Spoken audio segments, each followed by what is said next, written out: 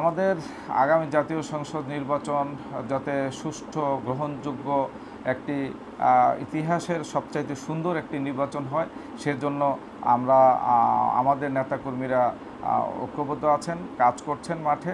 আর বিশেষ করে আপনারা লক্ষ্য করবেন যে ইদানিংকালে বর্তমান সরকার যে সংস্কার কার্যক্রমগুলো করছে সেগুলোকে আমরা সাধুবাদ জানিয়েছি।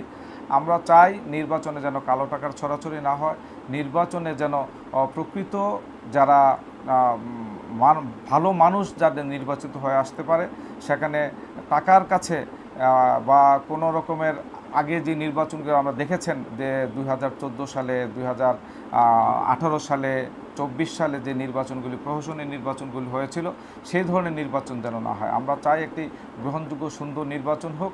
সেই নির্বাচনের জন্য আমাদের নেতাকর্মী সকলেই মাঠ পর্যায়ে ভালোভাবেই কাজ করছেন।